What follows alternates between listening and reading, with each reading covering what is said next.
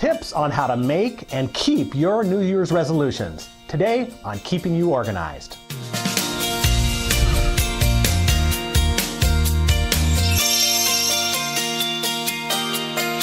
Well, it is now getting closer to the new year, and we thought what we'd do for this special end of the year program is bring back one of our certified professional organizers, Debbie Rosemont from It's Simply Placed, itssimplyplaced.com. Debbie, welcome back to Keeping You Organized. Thanks, John. Thanks for having me again. Well, you know what? This time of year, people are starting to think about goals for the New Year's. And I don't know if you have any statistics. I've seen some out there. I can't quote any off the top of my head, and I don't expect you to either. But what about people that set goals for the New Year's? And what is it like by the end of January, 90% of the people or something like that? It's about 75. Yeah, 75% have lost steam by the end of the first month. Yeah. And even more than that after a couple months. Yeah. Okay. Well, we're going to give them some great advice today on how to not only set SMART goals, but also to set goals that people can keep. So we have a lot of ground to cover. If people want to know about your background, we're going to point them back to episode number 2 of Keeping You Organized, where we talked a little bit more about your background. So people can check that out at smead.com/podcast, episode 2, to find out more about Debbie. But let's talk about SMART goals, and I know you have an acronym that goes along with that. How do you set goals? Let's just start right there. Yeah, so we think about this at this time of year because all around us people are setting New Year's resolutions, and there's a lot of controversy over whether it's worth it to set a New Year's resolution or not. But there's some statistics that say just setting a goal raises your chance of actually accomplishing what you want. And then some more strategies for things you can do to help that stick. So SMART goals are a way to set goals to ensure a greater likelihood of success. And that acronym, SMART, S-M-A-R-T, stands for setting goals that are specific, measurable, attainable. R, for me, is really wanted, so something that you really want, and then time sensitive. So again, specific means you've got some numbers to it. So rather than saying, I want to lose weight in the new year, you say, I'd like to lose 5 pounds, or I'd like to lose 15 pounds, whatever it is. Right. Measurable is also tied to numbers. How do we know when we're there? How do we know when we're halfway there? So again, setting a number or giving a quantity or making it specific can also help it be measurable. Attainable is for the individual. So what might be attainable for you, John, might not be attainable for me. So when I set a goal, it has to be something I feel like I can accomplish. And then really wanted can't be something that somebody else wants for me. It has to be something I want myself so that I am motivated to work for it. And the time sensitive, the T is the by when. So again, we can make the goal more concrete when we give it a by when. So again, on that example of I want to lose weight, which is a common goal that some people have right after the holidays, and we might indulge a little more and want to take it off after the new year. Instead of saying I want to lose weight, we could say I'll go to the gym 3 times a week so that I can lose 5 pounds by the end of January. Right. That's specific, measurable, probably attainable, really wanted, and time sensitive. It meets those criteria. Now, back to the weight example, because it's a good one. I've used that in the past before. Do you think it's wise to take a goal like, I want to lose 20 pounds and try to break it down into like, I want to lose 2 pounds by, because, there's obviously certain physiological barriers to losing, like, you're not going to lose 20 pounds in one day. Sure. So how do you go about doing that? That's one of the strategies for success is to take a goal that might otherwise feel overwhelming if it's a long-term goal. And this can be true of weight loss, it can be true of increasing business. So again, if you've got a certain dollar amount or percentage of business you're trying to grow in a year's time, how do we make that more attainable in a particular month's time, which might be easier to imagine than this is something I want to accomplish over a year. So your example of I'd like to lose 20 pounds over a 6 or 12-month time period, exactly, you can say, I'd like to lose 2 pounds in the next 2 weeks, and then come up with some ideas on how to do that. So breaking up a goal that otherwise feels overwhelming can be a great way to just get started. Now, have you ever worked with anybody, maybe, you've helped them sit down and set goals, and then you know that there's no way they're going to do this, or it's not attainable. How do you coach somebody who maybe has unrealistic expectations? Well, there's a number of ways. And again, the R for the really wanted, people are motivated to act when it's something they want for themselves. And so if they've got lofty goals, we just need to make it more attainable for them, and then make sure that it's something they really want. And maybe it's something that somebody else is asking them to do. So, one that we hear, and January is a busy month for us organizers, is I want to get more organized. When somebody's internally motivated to do that, rather than a spouse or a mother or a daughter saying, you need to get your act together, you need to get your clutter cleared and be more organized. When someone wants it for themselves, then we can help them set realistic expectations about what that might look like in the short term as well as the long term. Well, what about, do you have a number of, like, what if someone had 10 different goals? I mean, is there kind of like a maximum number you should, you can't focus on everything, right? So do you recommend picking your top 3, top 5? How do you prioritize those? I think it's great to have a master goal list, so a place just where you can capture all of the ideas of the things that you'd like to accomplish. And then, to be honest, I'm a proponent of one at a time. I think if we can really focus on something, achieve that, and then pick the next thing on our list, we're more able to accomplish something than when our attention is divided and our efforts are spread across even 3 or 5. So having a master list to capture all the ideas is great, but then pick the one that's going to make the biggest difference for you and just focus on the one at a time.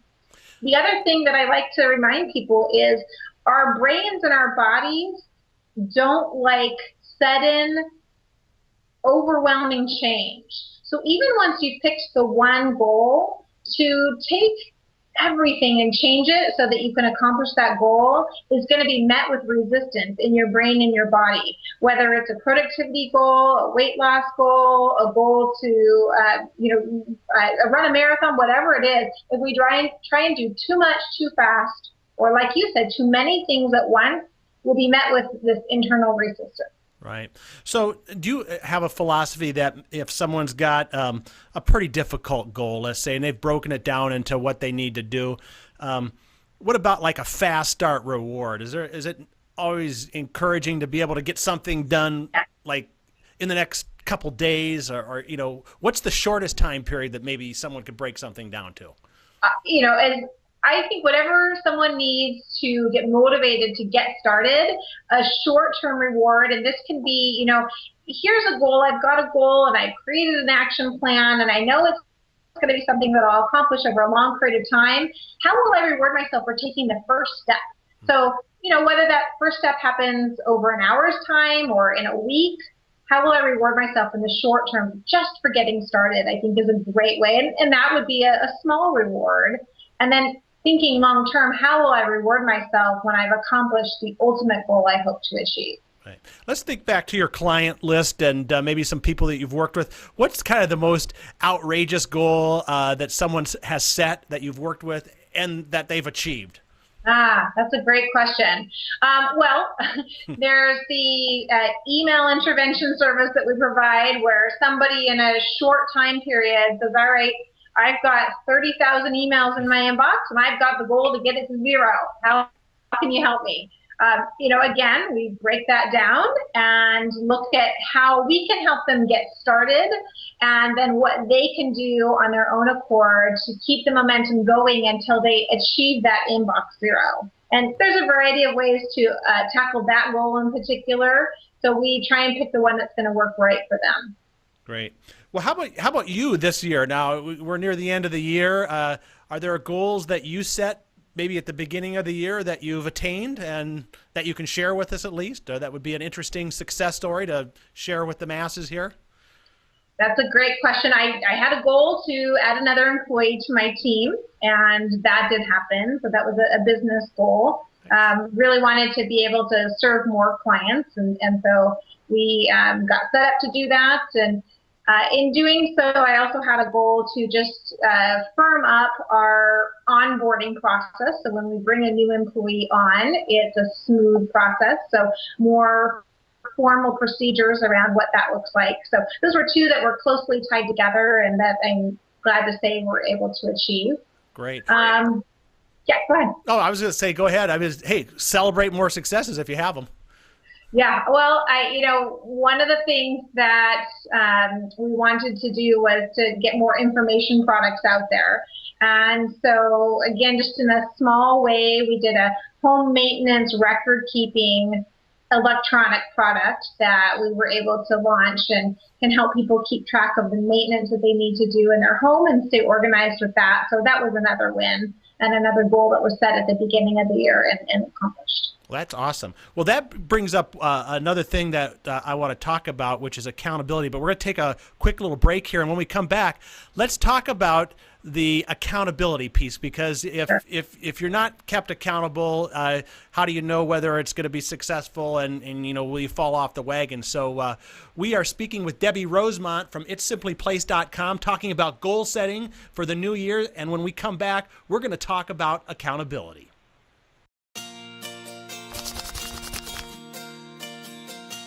Now you see it?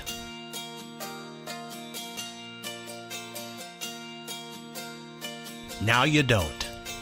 Now you see it again. Smead erasable folders have a special erasable surface that makes it easy to reuse and revise the labels on your folders, saving you time and money. All you need is a permanent marker, standard white eraser, and the Smead erasable product of your choice. Use Erasable Super Tab and get 90% more label area on your file folder that you can reuse again and again. Our Erasable Fast Tab hanging folders have built-in reinforced tabs attached to the folder for hassle-free filing. Or get the Erasable Hanging Folder tabs or Erasable Super Tab labels to use with your existing hanging folders and file folders. The Erasable Family, an eco-friendly reusable innovation from Smead, keeping you organized. We're back now on Keeping You Organized with Debbie Rosemont from itssimplyplaced.com in the greater Seattle, Washington area. And Debbie, we're talking goal setting because it's getting close to the new year. Perhaps some people might even be listening to this in the new year or watching this program and wondering, maybe they need a shot in the arm about goal setting. I've heard this before too.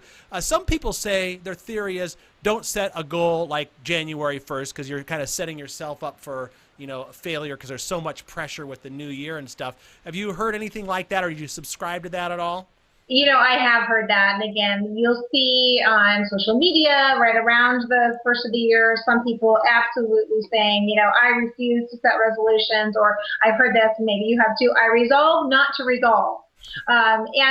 I think it's a natural time of year when the calendar turns over that many of us do think about what do we want in the coming year, and maybe bringing some closure to the year that just passed by reflecting on what we were able to accomplish and how do we want the new year to be different or this next year to be different. So it's a natural time to be thinking about a fresh start or new things we want to accomplish. And I think anytime is a good time to set goals. Studies show that we can set goals to actually have a higher chance of achieving what we want and get results than when we just wish for things to happen. Right. I've also heard too that if you write it down versus just saying, I want to do this, that there's some accountability there. Let's get into the whole accountability thing. Sure. What are some of the best ways to keep accountable on your New Year's resolutions or goal setting? Yeah. Well, to be more accountable with yourself, you're right. Writing it down helps it become more concrete to you as the person setting the goal. And then another thing that studies show time and time again is that when we share those goals with other people and we raise the level of accountability, we also increase our chance of success. And we can do that in a formal or informal way. Even just informally saying, hey, here's the goal I have. Here's what I'm working on right now. Other people are going to ask us about it, and we know that they might check in with us, and so we're more likely to do what we said we're going to because we put it out there and we've made it public. Right. You can formalize accountability and really raise your chance of success by choosing somebody, or maybe it's more than one person, and asking them to hold your feet to the fire. Saying, you know what, this is important to me. Here's what I'm going to be working on, and I'd like you to check in with me, or I plan to check in with you, and determining how often that will be and what that will look like, so that you can help track progress, and they can help even with problem solving if you aren't making the progress that you want to. So that accountability is invaluable. Now, we talk about, evaluation, and, you don't want to necessarily wait to the very end of the year. How often do you think you should be checking in on your goals? And, should there be a formal review more than once per year, I guess? Yeah, I think quarterly is a really good idea. And so some people in business or in their personal life will sit down maybe once, business planning or some strategic work for the year ahead, getting a big broad picture. But like we talked about before, those large goals, we want to break them down to say, okay, well, here's what I want to accomplish for a year's time, but what can I do this quarter? Or what can I do even this month?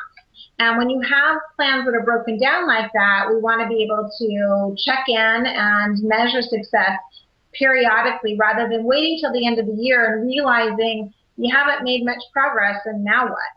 So if we can check in more often, like a quarterly appointment on the calendar to say, hey, pull out that list of goals or pull out the plan on the single goal that you had and look at how you're doing so far and what you want to do in the next quarter. What if you get to one of these quarterly evaluations and realize you're way behind? And maybe you could tie this to maybe a story of someone you've worked with. How do you reset? How do you, get your head back in the game? Maybe you said, I wanted to lose 20 pounds and I've only lost 1 and I was supposed to have lost 5 by now. Right. How do you reset in a situation like that? So coming up with a plan of action. So it's great to have the goal, but then we need an action plan. What steps will you take in the next time period? So let's say you are doing this review after a quarter has passed and you haven't made progress. Maybe you didn't have a concrete action plan. So writing down, again, specific steps that you can take, maybe in that next review period, a quarter's time, for example. And then again, that accountability. If you share your action plan with somebody, and here's where you might want to step it up, and instead of checking in with them quarterly, say, let's talk or let's check in by email once a week. And here's what we'll do during that time period. We'll have a call or I'll report in via email and I'll say, hey, here's what I said I was going to do last week, and here's what I actually did, and here's what I commit to doing this week. So every week you're checking in on the action plan. So on that weight loss goal, for example, the action plan might be to make sure that you're exercising for 30 minutes a day, 4 days a week, or 5 days a week. And then you're checking in with somebody to say, well, yep, I did it. I did it 4 out of the 5 days, or I did it 5 out of the 5 days. And here's what I commit to this coming week. That's just one example. Now, it sounds like, and this is a perfect opportunity for that bridge, the bridge between, the once-a-year goal setting and that weekly planning or daily planning. Right. How do you recommend people go about, jumping the divide between the big picture and, hey, this is what I got to do this week in order to achieve this? Yeah, I think putting time on the calendar for weekly planning is really important. And I post on the wall in front of my desk, I post my annual goals, or I post my plan for the year. And then each week when I do weekly planning, I'll look up at the wall and I'll look over those goals. And then I'll look at my calendar for the week ahead and I'll say, okay, here are my priorities for the year. Is that reflected on how I plan to spend the next week? Do I see time dedicated to making progress on those goals or even a single goal? And if not, it's a good chance to add blocks of time in to make progress on those goals. Now, I think that weekly planning is really important. I know some people that even go as far as to say not only post them on your wall, but then cut a picture out of something that would visually, and maybe that visual picture will help remind you. That's right. Absolutely. It's kind of the law of attraction. If we can visually and verbally say what we want, some people believe that it's more likely to come into our life or into our business. I believe we need to put some action behind it too, and we need to take ownership of what we want, but having that visual can be a good motivator. Let's rewind back to, okay, the fact we've decided we really want something, we want the goals.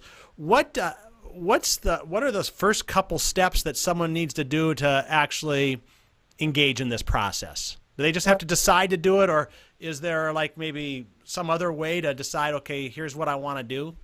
Yeah, I think there's a number of things that people can do to actually make sure they move forward on their goals, and we've talked about a number of them. Write it down, share it with somebody else, so make sure to tell others about it, increase the accountability and have regular check-ins, and set up rewards. So that's something we alluded to earlier as well. When you identify what the first step or steps are that you're going to take, figure out how you're going to celebrate the small wins along the way for taking those first steps. And then what's the ultimate carrot? So besides accomplishing the goals, how will you reward yourself for finishing a project or reaching the finish line on the goal? Yeah, I've heard people also have things like where every time they get to a little piece of their goal, they'll put $1 in a bucket or something like that, and eventually that builds up enough money to get that bigger reward, a dinner out or whatever it is, psychologically, tracking progress is also a motivator. So I know with my kids, for example, if they have a goal to save money for a particular thing, well, ultimately achieving the goal, the reward is that they can buy what they want, or they can take that trip or whatever it is. But watching their progress along the way, and this works with fundraising for organizations as well, creating that thermometer chart where you can fill in as you achieve the goal is one way. Another thing I've seen people do on their calendar is putting big X's in the days that they actually take progress towards their goal. So whether it's, again, exercising or making a certain number of sales calls to increase business, on the days that you do what you set out to do, big X through. And there's a website that used to exist, I haven't looked recently, called Don't Break the Chain, where you want to see that chain of X's. And that, again, can be motivating, because if I have 5 X's in a row, I'm more motivated to make that 6 rather than say, okay, well, I don't want to have a blank that day. Well, we've had a ton of great tips here today. I think we've really taken people through the whole process, the SMART process. We talked about accountability and stuff. We're almost out of time. Do you have any goals for the coming year that you want to put on the line and proclaim that, you got your new employee? That's good. Anything for the coming year that you're thinking about? I have some specific goals that I'm working on fleshing out still. Increasing business is one, and I've got some numbers around that will help make it more specific. In January, when we do our team meeting, we set individual goals for each employee, and we set and share one business goal for us individually as well as one personal goal, because we like to support each other in that as well. So I'm still working on my personal and professional goal, but by the time we have our team meeting in January, we'll be ready to share that publicly with the team. Awesome. Well, quickly let people know how they can get a hold of you, and maybe some of the services that you offer that would, especially if there's virtual kinds of services that people can connect with you on. Sure. Well, our company is simply placed. We have a residential division and a commercial division where we help people get and stay organized in their homes, and also in businesses we help employees of companies make better use of their space and their time and their task management and email management. Virtually, we serve people through Skype, like we're talking now, and also by phone and by email. So if somebody's looking for some support or some help in reaching a particular goal, we can help keep them on board and on track and help them be organized with the things that they need to put in place to achieve their success with their goal. We also help people organize spaces virtually and time management virtually as well. Well, that's awesome. Well, now it's time for us to be done with this and maybe go enjoy a little bit of the holiday spirit and some of those parties and things like that. So, Debbie, thanks so much. We wish you the best into the new year, and hope to have you back on the program again. Thanks, John. It's been a pleasure. Great. It's Debbie Rosemont from itssimplyplace.com today on Keeping You Organized. Happy holidays.